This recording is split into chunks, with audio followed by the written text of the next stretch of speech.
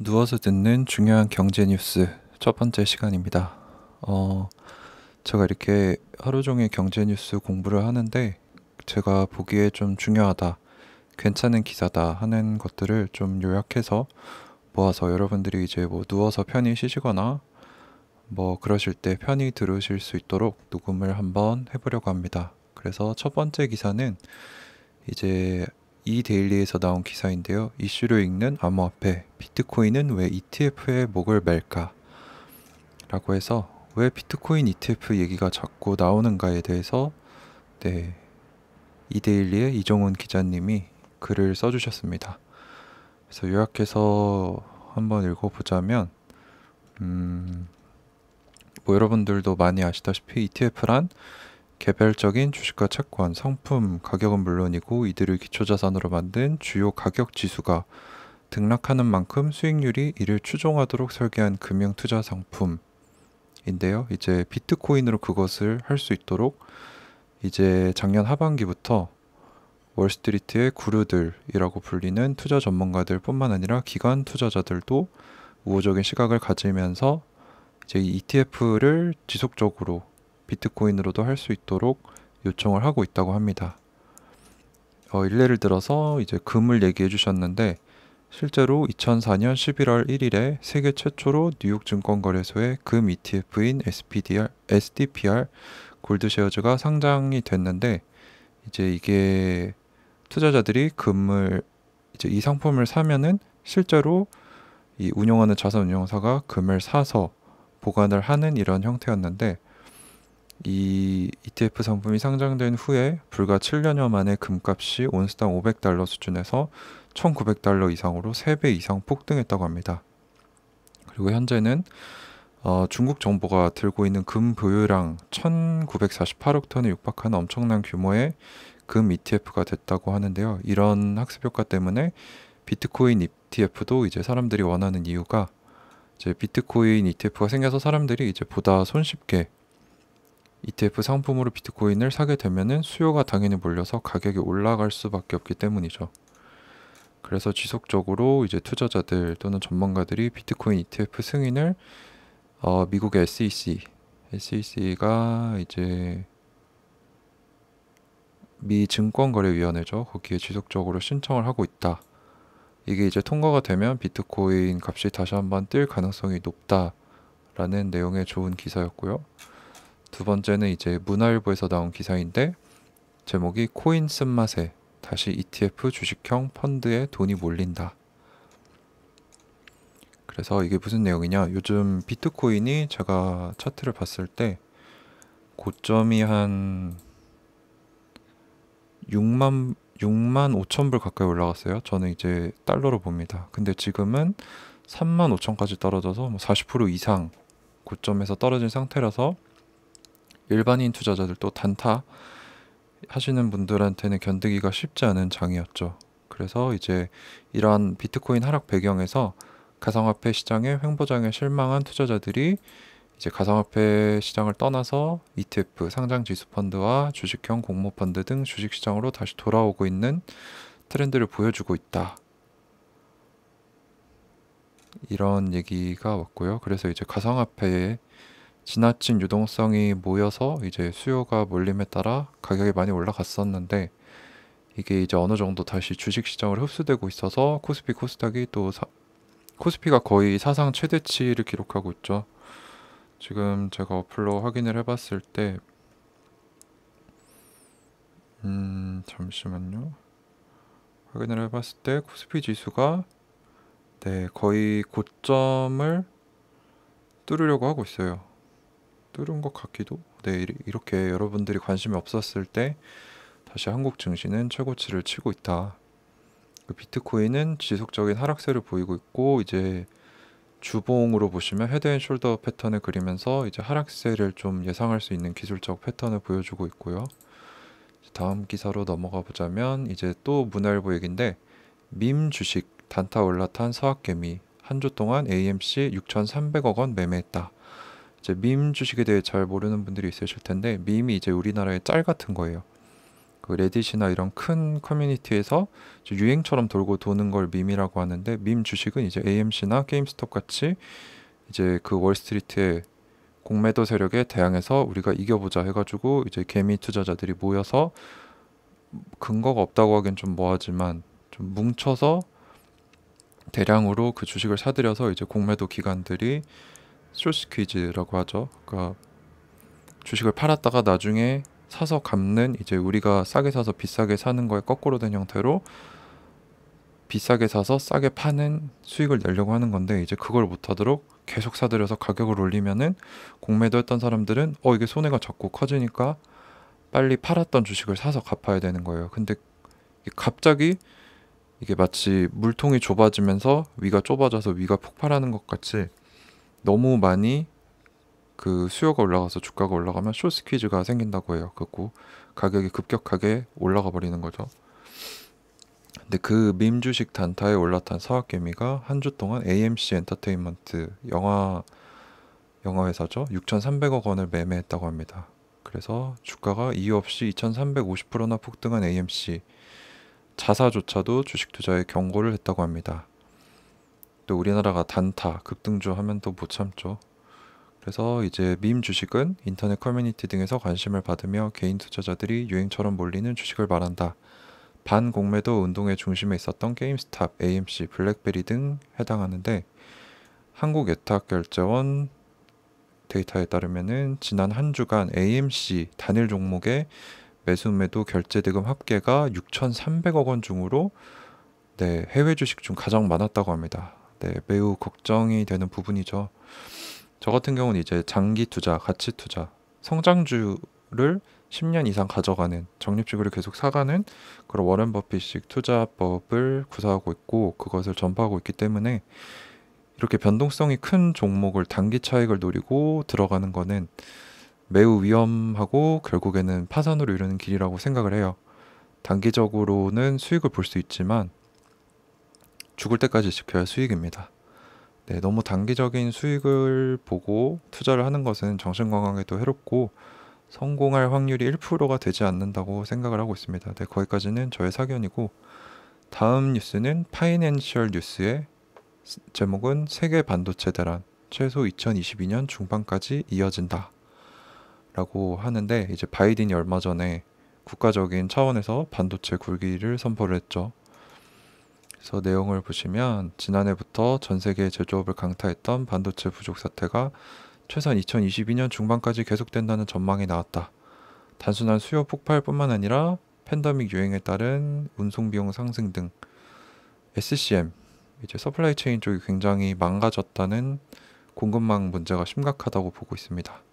그래서 이제 반도체 대란이 계속 이어진다. 그래서 이제 반도체 부족 때문에 관련 제조기업들이 공급망을 새로 짜고 있고, 이 상태가 어느 정도냐, 미중 무역 전쟁보다 더 심각하다. 우리 경제에 미칠 수 있는 타격이. 그래서 반도체주에 좀 주목할 필요성이 있을 것 같고, 2차적으로는 그 반도체를 운송하는 업체나 무역 업체들에도 관심을 가지면 좋을 것 같습니다. 자, 다음은 시사저널이라는 매체에 금리 인상은 시간 문제다. 가상자산 거품 꺼지는 건 수순. 저와 비슷한 생각을 가지신 분인데, 이분은 이제 우석진 명지대 경제학과 교수님을 인터뷰한 내용입니다. 그래서 대표적인 내용을 한 줄로 요약하자면, 내재적 가치가 거의 없는 알트코인은 가장 큰 폭의 조정이 예상된다. 그래서 교수님 인터뷰를 살펴보면은, 기준금리는 사실상 오를 수밖에 없다. 시간 문제이다. 그리고 지난 4월 미국 소비자 물가인 지수, 이제 컨슈머 프라이스 인덱스라고 해서 CPI죠. 전년 동월 대비 4% 이상 올랐는데, 아주 많이 오른 수치고, 이것이 이제 연준이 보는 게 이제 물가와 고용인데, 이 물가가 지금 급격하게 오르고 있기 때문에 테이퍼링 아시는 분들은 아실 텐데, 지금 현재 연준이 채권을 1200억 달러어치를 매달 사고 있죠. 그래서 채권을 사서 돈을 경제에 풀고 있는데, 이 규모를 줄이는 거를 테이퍼링이라고 합니다. 그래서 이게 일어나면은 주식에 안 좋은 영향을 크게 준다고 해요. 그래서 이거를 전 세계 투자자들이 주의 깊게 지켜보고 있는데, 이렇게 계속 CPI, 그 물가 지수, 소비자 물가 지수가 지속적으로 오르면 원래 2023년 4년쯤에 기준금리 인상을 예상했는데 내년 초에는 금리 인상이 될 수도 있다라고 말씀을 하셨습니다. 근데 이거는 이제 제가 여러 매체를 읽어봤는데 6월, 7월의 동향을 5월, 6월의 동향을 지켜봐야 되기 때문에 7월쯤에는 이제 대충 나올 것 같고 8월에 이제 연준에서 또 중요한 회의가 있다고요. 정확한 이름은 제가 기억이 안 나는데 그때쯤에는 이제 테이퍼링이 내년에 일어날지 아닐지를 알 수 있다고 합니다. 근데 기준금리가 오르면 자산 가격 거품이 꺼지고 가상자산이 가장 크게 조정받게 될 것이라는 전망이 있다고 합니다. 왜냐면 이제 대출을 받아서 네, 부동산이나 주식에 많이 넣으셨죠. 근데 그 이자가 올라가면은 갚기 부담스러운 분들은 네, 익절을 하거나 뭐 손절을 해버리겠죠. 그래서 가격이 떨어지게 될 거고 수요가 줄어들게 됩니다. 근데 이제 내재적 가치가 중요하다고 교수님은 보셨는데 가상자산은 내재적 가치가 아예 지금은 거의 없다라고 얘기를 하셨습니다. 그래서 가상자산 중에서도 비트코인이 아닌 이제 알트코인들, 내재적 가치를 알기 어려운 코인들이 가장 큰 조정을 받을 것이다 라는 얘기를 하셨고,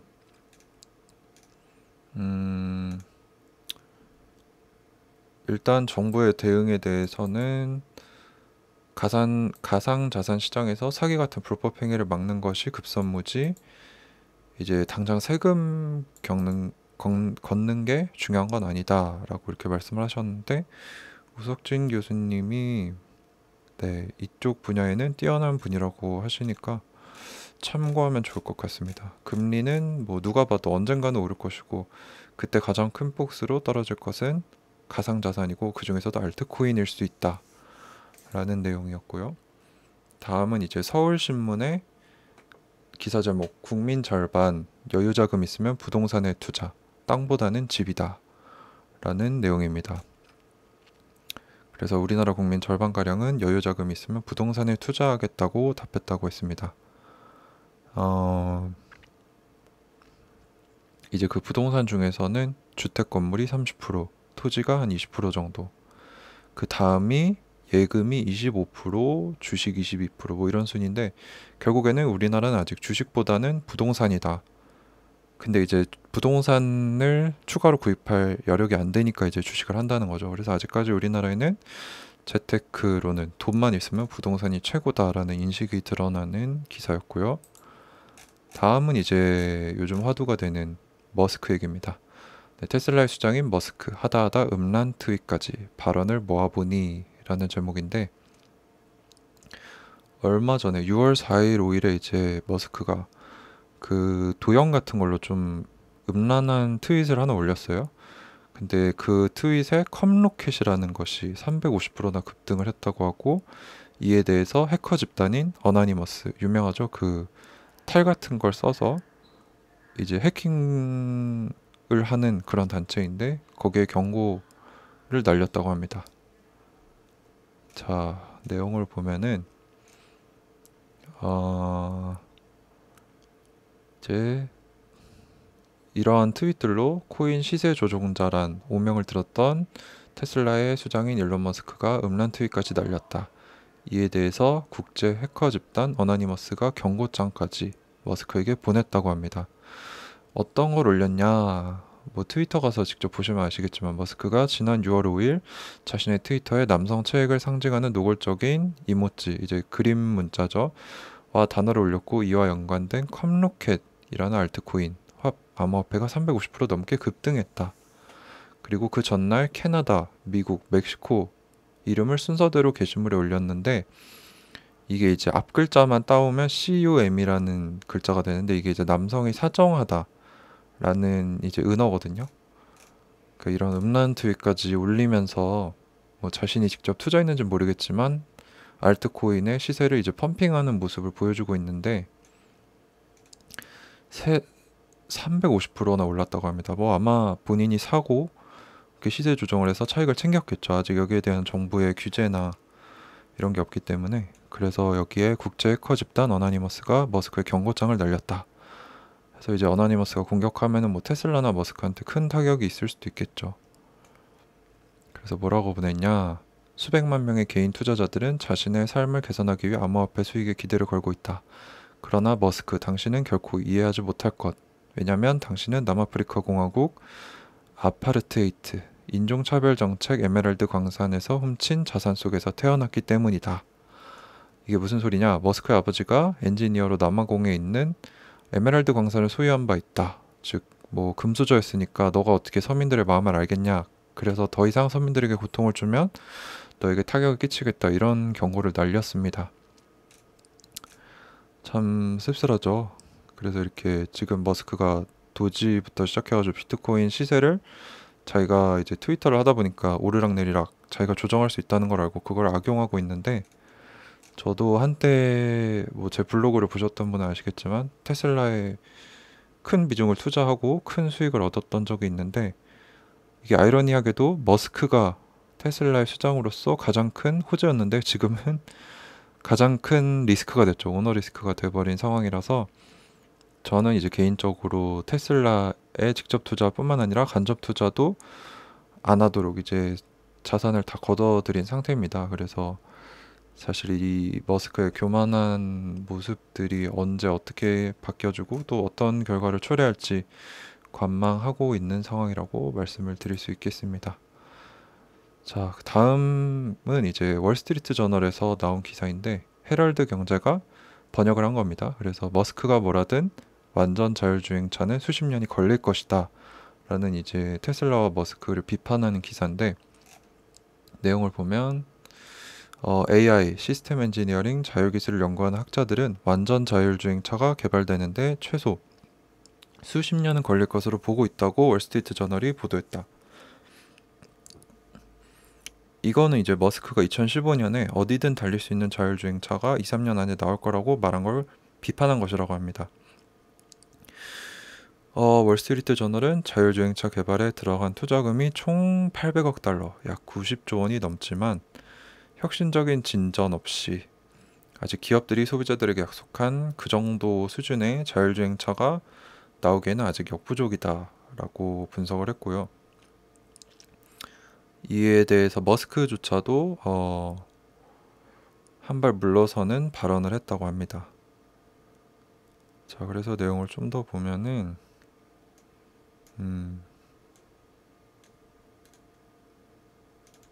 아직 테스팅을 하고 있지만 아직 테스팅 수준이고, 미리 갖춘 3차원 지도가 있는 고속도로에서만 운행할 수 있고, 뒷자리에는 이제 반드시 그 테스팅을 감독할 수 있는 사람이 타고 있어야 한다, 이 정도라고 하는데, 몇몇 기업 관계자는 이제 이러한 경험치가 많이 축적되면은 그 데이터를 통해서 완전한 자율주행 기술을 얻을 수 있다고 주장하지만, 일부 전문가들은 아직 우리의 AI가 근본적인 결점이 있고 진보된 형태가 아니기 때문에 부족하다고 합니다.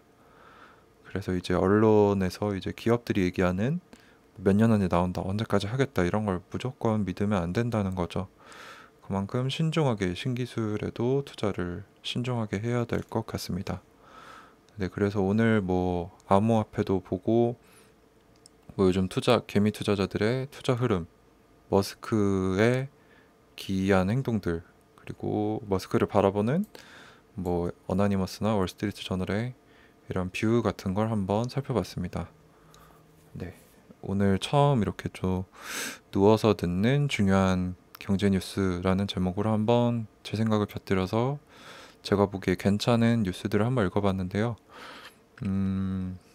한번 저도 공부할 겸 이렇게 유튜브에 기록을 남기면서 많은 분들과 함께 의견도 교류하고 하면 했으면 좋겠습니다. 네, 오늘 이렇게 긴 시간 시청해 주셔서 감사합니다. 마치도록 하겠습니다.